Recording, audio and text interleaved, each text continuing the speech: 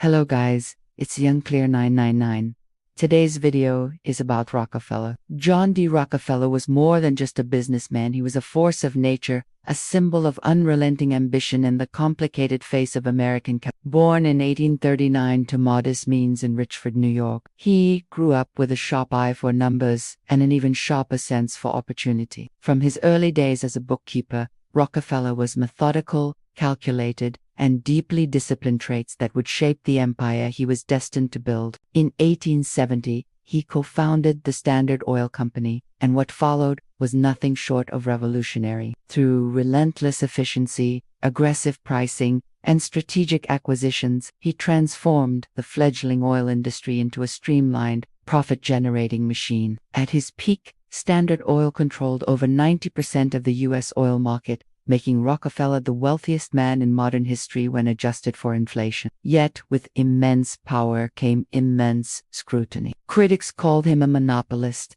accusing him of crushing competition and manipulating markets, while defenders praised him as a visionary who brought order and affordability to a chaotic sector. But Rockefeller's story doesn't end with wealth. It stretches into legacy. A devout Baptist and a meticulous giver, he donated over $500 million to causes including education, science, and public health, founding institutions like the University of Chicago and the Rockefeller Foundation. His philanthropy laid the groundwork for modern charitable giving. To some, he was a ruthless capitalist; to others, a generous benefactor. But one truth remains unshakable: John D. Rockefeller changed the course of American history. His life was a masterclass in strategic dominance, long-term thinking, and the complicated dance between power and purpose. Whether revered or reviled, he remains one of the most iconic and influential figures to ever walk the industrial world, leaving behind a blueprint of both what to emulate and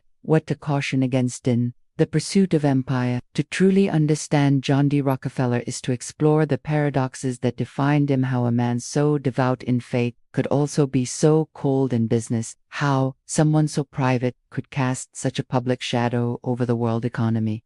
Rockefeller was not merely a titan of industry. He was a strategist who played a long game with unmatched precision. He saw competition not as something to fear, but as something to absorb, neutralize, or outmaneuver entirely. His methods were often questioned. He engaged in secret rebates with railroads, undercut his rivals with dollar-cost pricing until they folded or sold, and used holding companies to maintain control even after antitrust laws tried to rein him in. But to Rockefeller, it wasn't about greed, it was about order. He believed the oil industry was chaotic and inefficient before him, and in his mind, consolidation was not conquest, it was salvation. In this belief, he positioned himself as a stabilizer of markets, a bringer of structure to an ungoverned space. Yet the public didn't always see it that way. His name became synonymous with monopoly. In 1911, after years of mounting pressure, the U.S. Supreme Court declared Standard Oil an illegal monopoly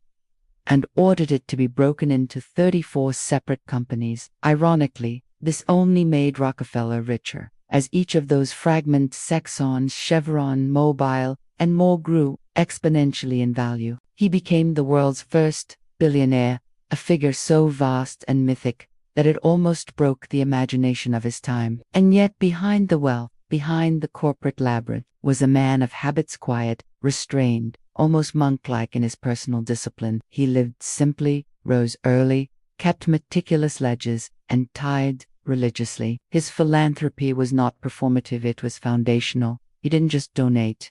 He engineered systems. He helped revolutionize medical research with the creation of the Rockefeller Institute for Medical Research, which would go on to play a crucial role in early 20th century science. He funded anti-hookworm campaigns in the American South, built public schools for Black communities, and transformed the University of Chicago into a world-class institution. And all the while, he maintained a calm demeanor that belied the storms he often created in the business world. Even as public opinion turned against him during the height of the Gilded Age backlash, he rarely spoke out, rarely defended himself. He believed his actions would speak louder than headlines. To him, legacy wasn't built in the newspapers, it was built in institutions, in reform, Yet, Rockefeller's life raises moral questions that echo to this day. Can massive good come from ruthless methods? Does philanthropy absolve a legacy built on monopoly? Was he a robber baron or a benevolent capitalist? The answer, perhaps, is that he was both. His story reminds us that greatness is rarely simple, and history often judges with two hands, one that praises and one that warns. He helped define an era of industrial might, and his influence helped shape corporate America, global economics, and even modern philanthropy. His fingerprints are on everything from energy policy to medical research to how we think about wealth itself. And while others came and went, Rockefeller's legacy proved unshakable. Because he didn't just build a business, he built a structure of influence so vast it stretched across generations. Even after his death in 1937, the Rockefeller name continued to wield power. His descendants became senators, governors, bankers, environmentalists, and social activists. The Rockefeller Foundation remained a powerhouse in global health and education. His great-grandson Nelson Rockefeller even served as Vice President of the United States. The wealth he generated didn't vanish, it evolved, spread, reinvested itself into society in forms that were sometimes visible, sometimes not. Today,